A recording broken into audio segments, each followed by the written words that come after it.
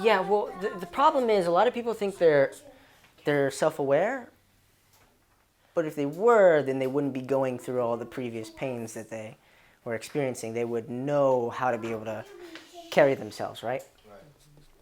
Self-awareness at its finest is accepting your shortcomings, meaning the things that you're weak at, your insecurities, your vulnerabilities, what you're not so great at, the things that you messed up at, accepting your shortcomings while accentuating upon your strengths, what you're good at, things that you're talented at, gifted at.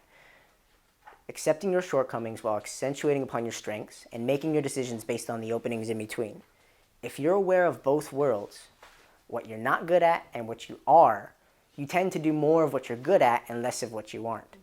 Again, back to emotional literacy, what makes you feel bad and what makes you feel good.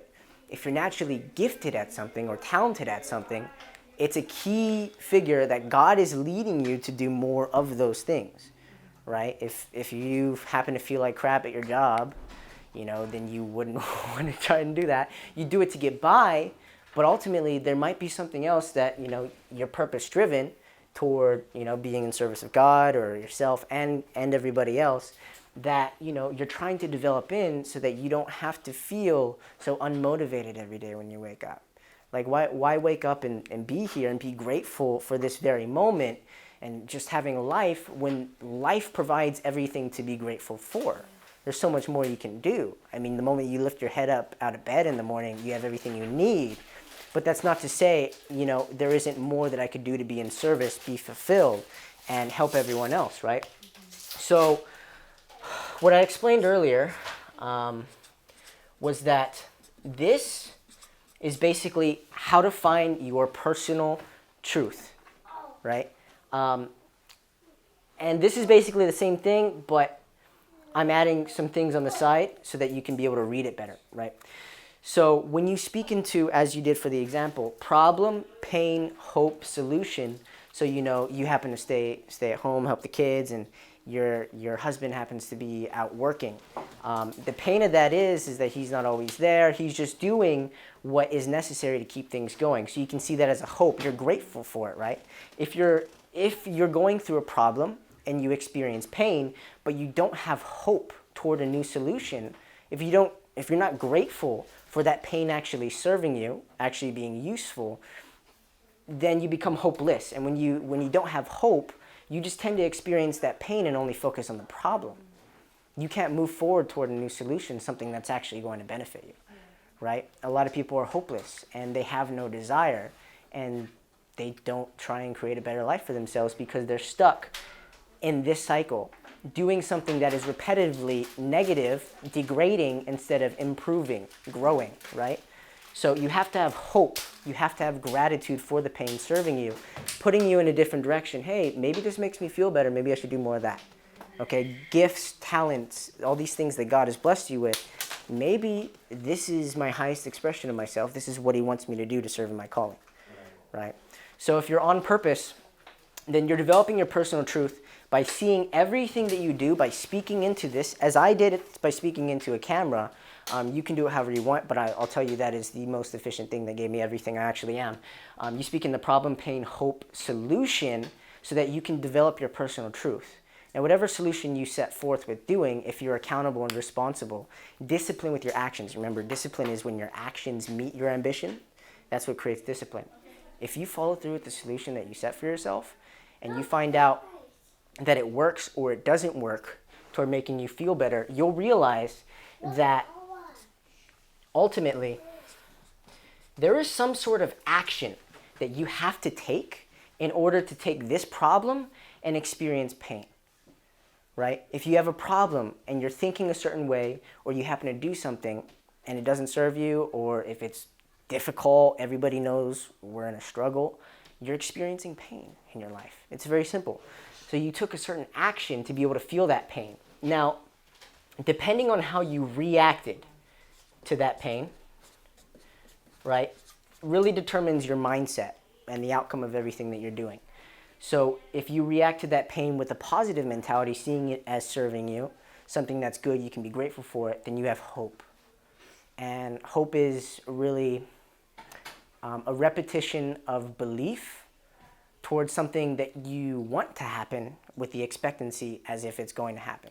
Like hope is like faith. Faith is believing in that which you don't see more than that which you do see, so that you can begin to see less of that which you do see and more of that which you do see.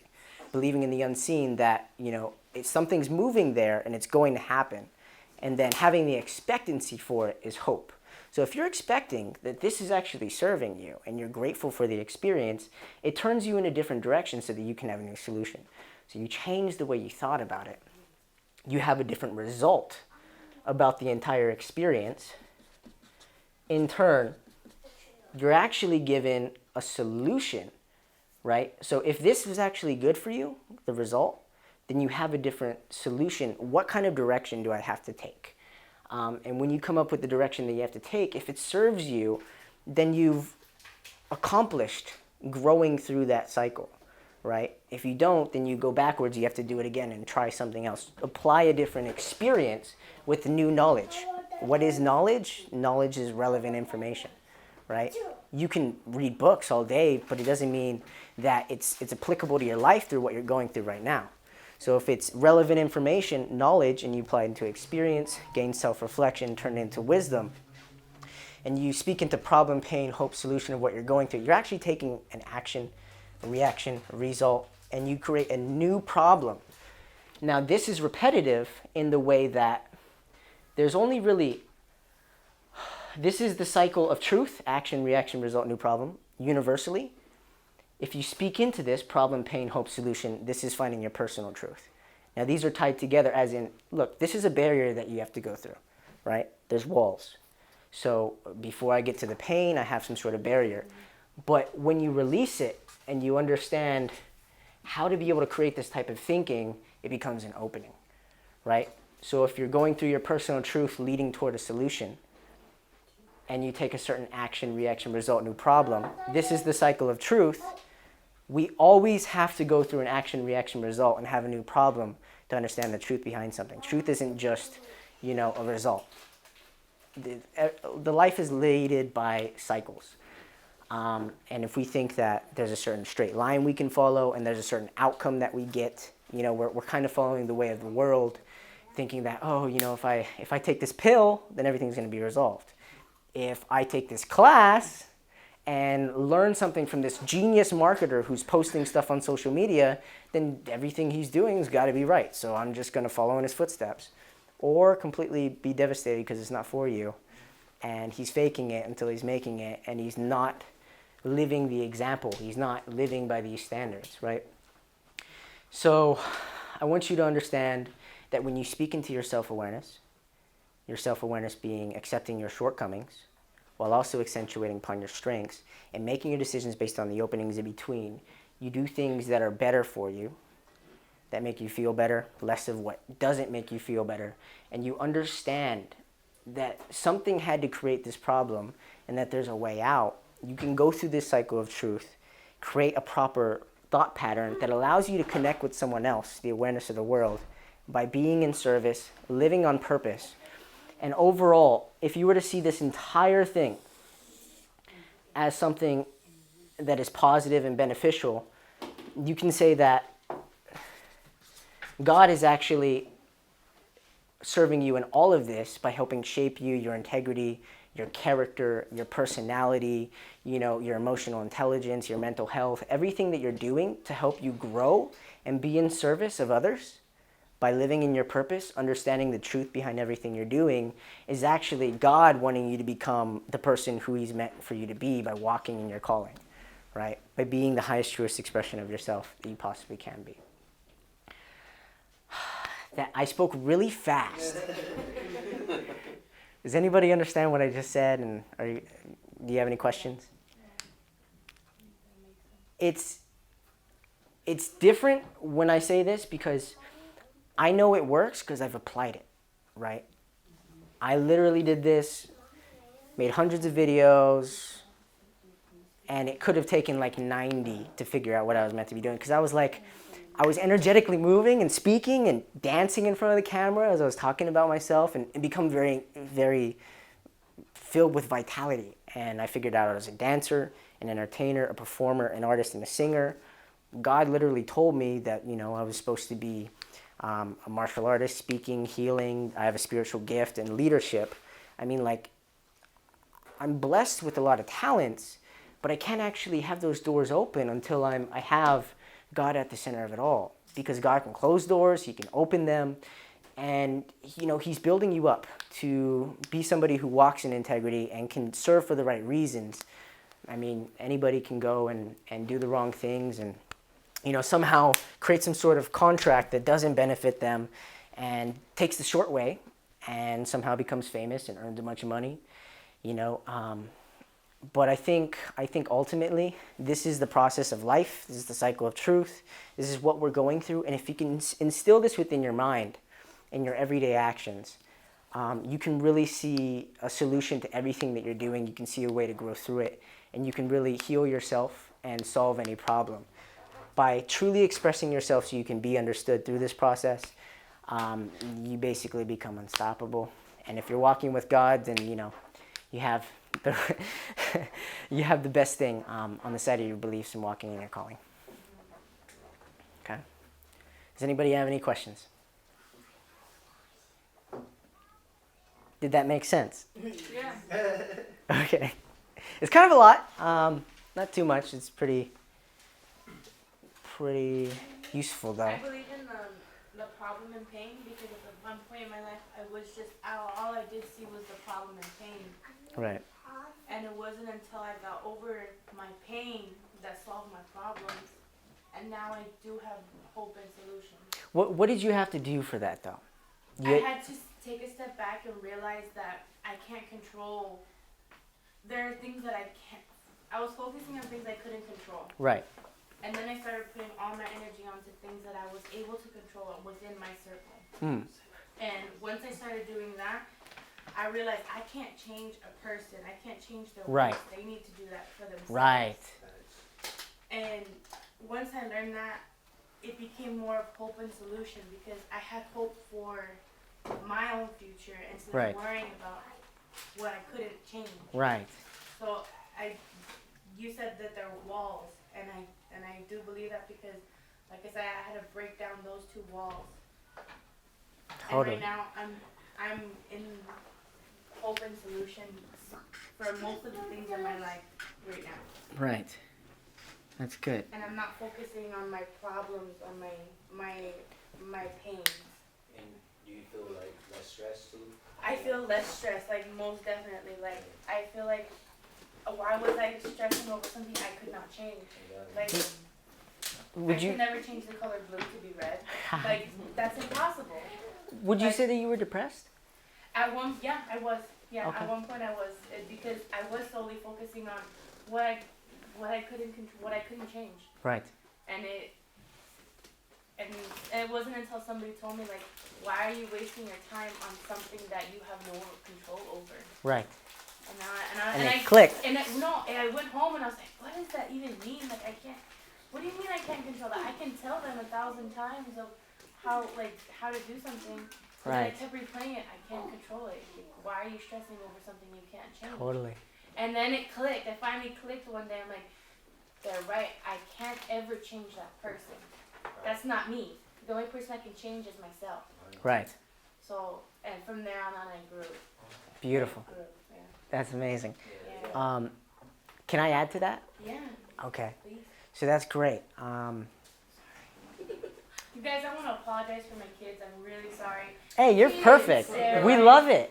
They gave so much good feedback. It was. I'm trying. They're with you. They love you. That's great.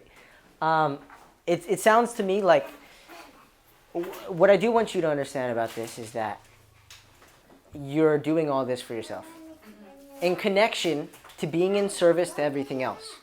If you don't do that, then you become self-absorbed. It's all about you. You want to be in service because, that's ultimately connected to purpose. And when you understand God is shaping you, that's connected to everything. That's the highest motivation. Now, what you said is somebody told you something that clicked within your mind. You can't be in control of everything. Why even bother, right? So that's knowledge right there, right? Knowledge is relevant information. You can pick up information any day. But if you can actually apply it to the circumstances you're going through, then you're in the right place. Now, if they came from a place of you wanting to get something done that they have already done, understanding that you're creating some sort of exchange from somebody who's already done it, who's already lived it, who has what you want, that I call a mentor's point of view. If you can take from somebody who's done it and is the example, then you want to listen to that advice. But if you listen to somebody who, hasn't gone through that experience or is telling you something that they haven't resolved themselves, then, it might be potentially hurtful. You have to really think for yourself in connection to everyone else. So, you were willing to improve and accept feedback here, right? To be able to listen to that person. Now, what you were going through, if I can explain it, is worry is mentally and emotionally rehearsing what you don't want to happen, right? So if you repeat that cycle and you somehow believe that, the worst possible outcome is what do you think what the worst possible outcome would have been? If I had not had seen that I wasn't able to control those situations, I would still be in the same depression that I was in. Gotcha. So maybe I'll take away, because anxiety is like amplifying it to believing the worst possible outcome is going to happen, right? So I'm 25, I haven't gotten my life done, I haven't moved out of my mom's place, I'm working, but I haven't felt any development for myself. What am I going to do? That's like anxiety. And you're taking all of this and you're like allowing it to emotionally implode within you, right? So mentally and emotionally rehearsing what you don't want to happen is worry. Anxiety is amplifying that toward the worst outcome. But depression is having something be completely out of your control that you're mentally and emotionally rehearsing that you don't want to happen, right? So a good example I can give is, let's just say, you love your mother and she happened to pass away. You somehow feel responsible for that. She does, because she lives in a convalescent home as of right now, and she's like, you never come bring the kids to see me. And it's always that guilt. It's always that guilt that kills me, because she's like, you could just bring them for 15 minutes, but you'd rather drive to Riverside instead of Almani to see me. And I always tell them, like, yeah, I would love to see you, but my two kids, like, one running out the door, one like touching like her medical stuff, like it's hard, and I'm not gonna bring them in that environment. Right. And it's like, and she's like, I know I did. She's always saying, I know I did this to myself, but you're punishing me by not bringing me my grandkids. Gotcha. And I'm like, I'm not punishing you. I'm not trying to. I'd love to bring them, but it's just it won't happen. And that's, I understand, and that's the great thing. You can see that as something that is ruining your relationship with her. You feel responsible for her and, her life's validation, her life's plentifulness. Feeling that could make you feel whole, and you could feel responsible and out of control and, be upset about that, mentally and emotionally rehearsing what you don't want to happen, not feeling it's in your control. But you took that control back into yourself. You changed your energy about the situation, and you saw that this is good, this is beneficial, this is useful, this is something that's going to help me be better for my kids and be more responsible with my relationships and not repeating the same thing that I went through too. So a lot of healing, what it comes down to is changing the energy about the situation.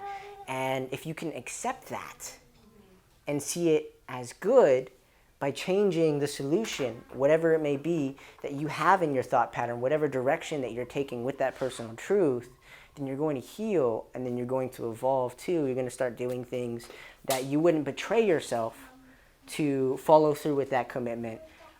Again, as you would in the past, moving forward, you know what's better for you. And you know what's better for your kids. You know what's better for your family. So that's good. I'm glad that you were able to resolve that for yourself. It doesn't mean that you shouldn't have connection, right? But you also understand what is healthy, what is good for you, what's not. And that's good. And I know that that's not what I want. Awesome. Does anybody else have any questions, anything I can add? Thank you, Michelle. What would you say, we would have to do to make sure we practice this and keep consistent and discipline on the personal truth cycle? Right. Well, I kind of spoke about mindfulness and discipline, responsibility, accountability. What I would have to say is you have to look at your problems in a different way, and see a solution in everything that you do by actually applying this knowledge. Like, I gave this to you so that you could change the way that you think. I mean, you are the way you are because of all the experiences you've created, right? You are the way you are because of the way you think. Your life is a culmination of the experiences you've created. So if you want to have a better life and, be able to lift others up too and feel fulfilled, then I would hope that you found this solution applicable to your life so that you can be in service of everything and live in your highest, truest calling by following your purpose, walking with God. All of you seem to be doing that, but if you could develop the appropriate wisdom to do all of these things and really practice it, I mean, you can experiment if you want to. Use a camera and talk into it. Take a little bit of time to yourself every day and play it back and learn what it is that you're actually doing by applying that. It's called awareness documentation. #AdTalk. There's a video that explains it all. It's called Document, Don't Create. Enter awareness documentation. It's on YouTube. What is it called? Document, Don't document what? comma, don't create. Enter awareness documentation.